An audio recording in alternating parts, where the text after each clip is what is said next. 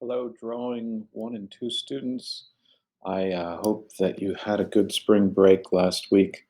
I wanted to talk to you about the next assignment. So, if you remember, we are using black and white acrylic paint, and you did an upside down transcription from selections that I had included in the last email. So, this is going to be the assignment for the next week, and this one consists of using the same materials. However, instead of working from a transcription or a masterwork copy, you're going to be looking at a situation that exists either outside, if the weather permits, or inside. And in this case, you'll see this is in an interior space. So, what I'll show you here is a simple situation where my wife and kids were just watching TV, and I set up and did a black and white acrylic wet drawing of them while they sat there.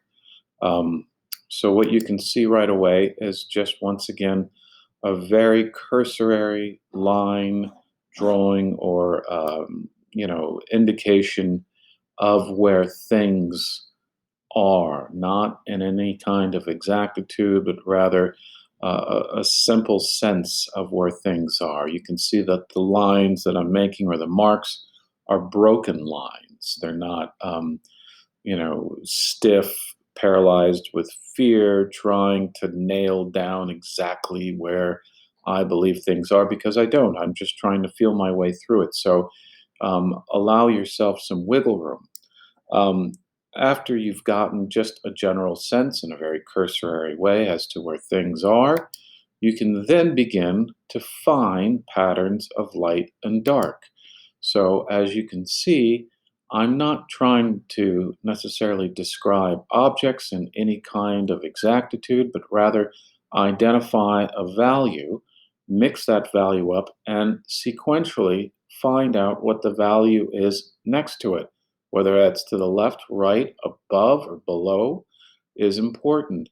When you look for these sequential patterns of light and dark, the form and understanding of the things that you see will begin to become established as evidenced by the information that you'll see. So you continue on and working sequentially and not trying to overtly paint objects, but rather paint the values of things that you see as it applies to patterns of light and dark.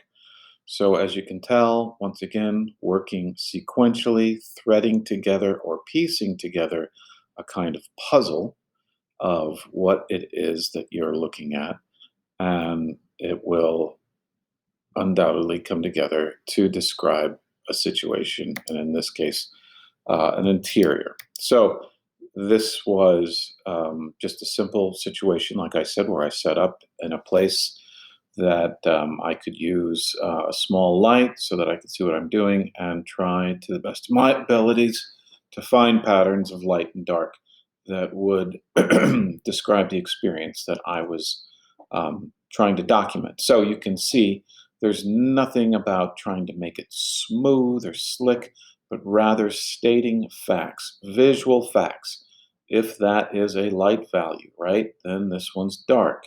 Light to dark, dark to light to dark, dark to light to dark, dark to light, and so on. So they're just abstracted shapes, understood patterns of light and dark that, in fact, make up the situation that you're viewing. All right. So I'll give everybody a week to give this a shot. Simply email me if you have any questions. I try to respond as quickly as possible, as many of you know. All right. Take care.